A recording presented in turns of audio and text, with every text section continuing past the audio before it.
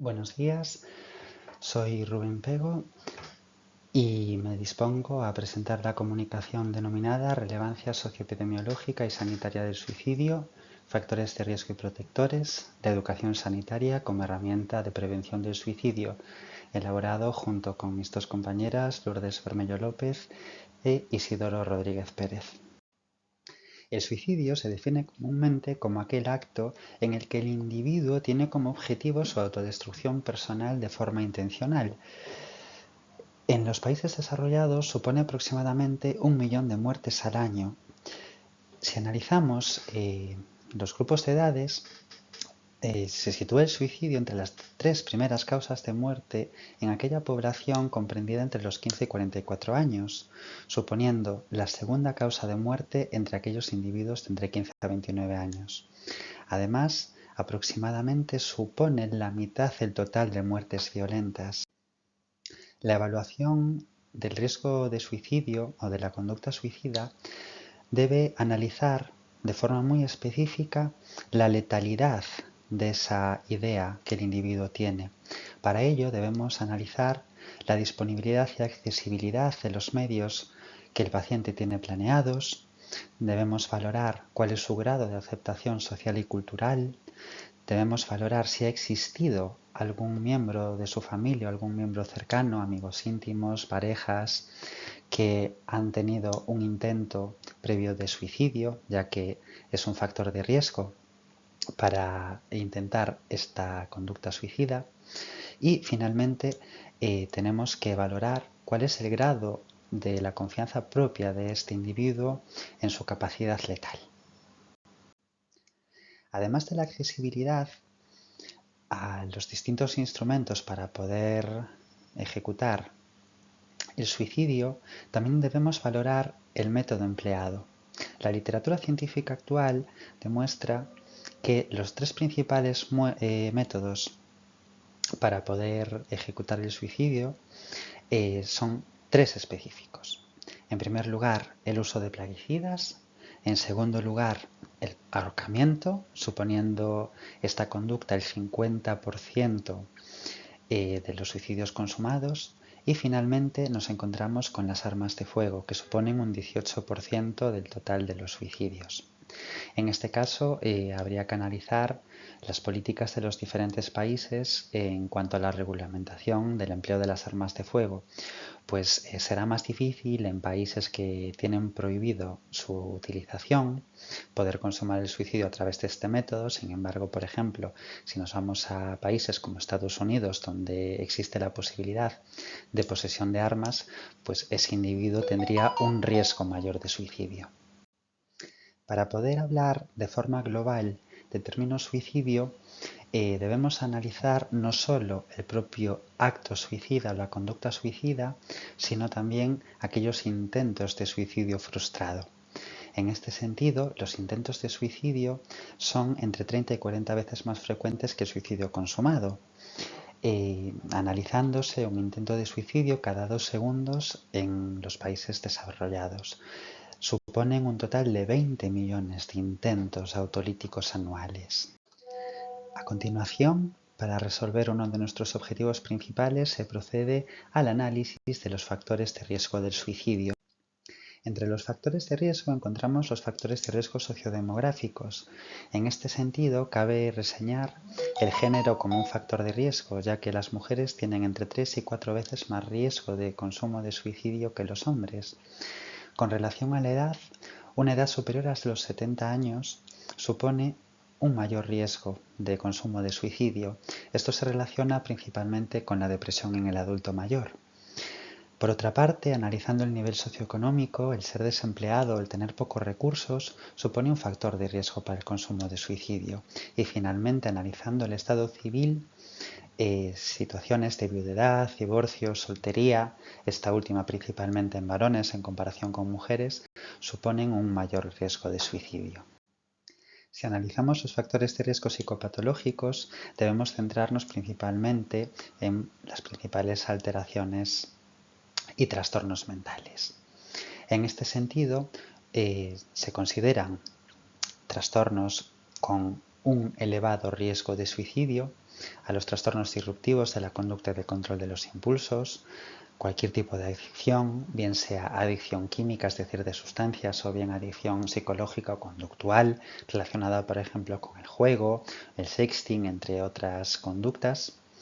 Tiene un mayor riesgo de consumo de suicidio los trastornos bipolares, trastornos psicóticos como por ejemplo la esquizofrenia y otros trastornos como el trastorno depresivo mayor, trastornos de ansiedad, trastornos de estrés, trastornos disociativos, el trastorno obsesivo compulsivo y ciertos tipos de trastorno de la personalidad.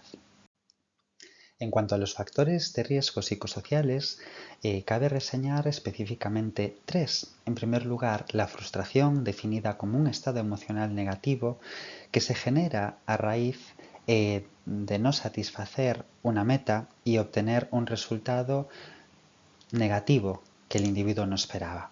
En segundo lugar, cabe destacar la ira y agresividad, definidas estas como comportamientos que están destinados a dañar a otros individuos para evitar ser perjudicados.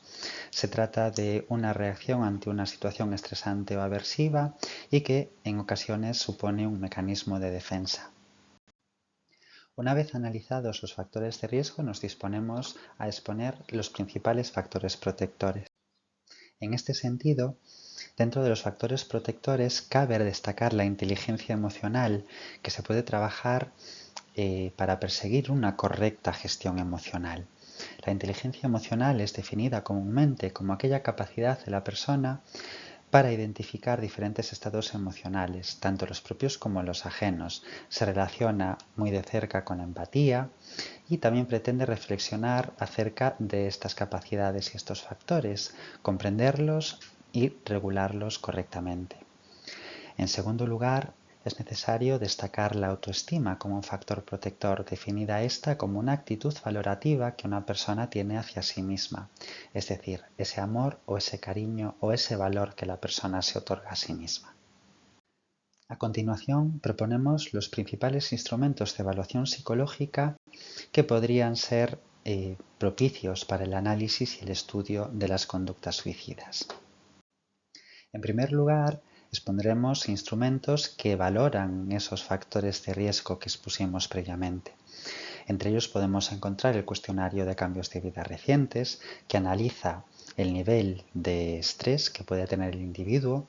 Este cuestionario ha sido desarrollado por dos autores, por Holmes y Ray, y se centra en el análisis de las unidades de cambio vital. Cada factor estresante lleva asociado una unidad de cambio vital y según el valor final de estas unidades de cambio vital, el individuo tendrá un nivel u otro nivel de estrés. En segundo lugar, con relación a la impulsividad, otro de los factores de riesgo de suicidio, proponemos la escala de Barratonce, que consta de 30 ítems, se puntúan a través de una escala tipo Likert de 1 a 4 puntos y analiza diferentes esferas, entre ellas la impulsividad cognitiva, motora y también la ausencia de planificación de futuro, perspectiva de futuro. Otra de las escalas o instrumentos que son aptos para el análisis del suicidio sería la International Personality Disorder Evaluation. En este sentido, esta escala determina distintos trastornos de personalidad que pueden ser factores de riesgo de suicidio. Por otra parte, para evaluar los síntomas depresivos, incluso el nivel o el riesgo de depresión, se puede utilizar el inventario de depresión de Beck, que consta de 21 ítems, entre los que se analiza el riesgo suicida, el descanso, el sueño, entre otros factores. Se propone también la escala de Bussy-Perry para analizar la ira y la agresividad. Por otra parte, para analizar la frustración se pretende o se postula el test de frustración de Rosenberg. Y finalmente, para el análisis de la autoestima se propone una escala ampliamente utilizada, que es la escala de autoestima de Rosenberg. Con relación a los instrumentos para evaluar específicamente el suicidio y el riesgo suicida, se proponen dos instrumentos esenciales. En primer lugar, el ISO 30 o el Inventario de Orientación Suicida, postulado por la Organización Mundial de la Salud, que consta de 30 ítems y analiza diferentes esferas, como la propia autoestima, la desesperanza, incapacidad para afrontar problemas emocionales, la sociedad, el aislamiento social y también la propia ideación suicida. Determina el riesgo suicida en 3 niveles: bajo, cuando su puntuación sería inferior o igual a 30 puntos, moderado, cuando encontramos una puntuación entre 31 y 44 puntos, y un riesgo alto cuando la puntuación supera o es igual a 45 puntos. Con relación a las escalas de riesgo suicida, se postula o se propone la escala suicida de Plutchik, una escala sencilla que consta de 15 ítems y determina el riesgo de suicidio en 6 puntos. Para finalizar esta comunicación, se ha analizado la educación sanitaria como una herramienta para la prevención del suicidio. En este sentido, la educación sanitaria influye especialmente en la relación terapéutica con el paciente o con el individuo, ya que se trata de una herramienta que favorece la comunicación. Además, incrementa la relación terapéutica entre los profesionales y los pacientes. Se trata además de un instrumento educativo que pretende transmitir conocimientos, habilidades, destrezas, actitudes y aptitudes para poder realizar el propio autocuidado e integrarse plenamente en la sociedad. También es una herramienta que incrementa factores protectores individuales del suicidio, como por ejemplo la resolución de conflictos, la gestión emocional, la confianza en uno mismo y el fomento de los estilos de vida saludables relacionados, por ejemplo, con la higiene del sueño, hábitos de vida alimenticios, actividades de ocio y tiempo libre, adherencia farmacológica, conciencia de enfermedad, entre otros factores. Además, a través de la educación sanitaria se puede infundir esperanza al paciente, se puede animar al paciente a expresar sus sentimientos y emociones y además se trata de una situación que huye del juicio y del diagnóstico biomédico y pretende principalmente humanizar y personalizar la atención en el individuo y en el paciente.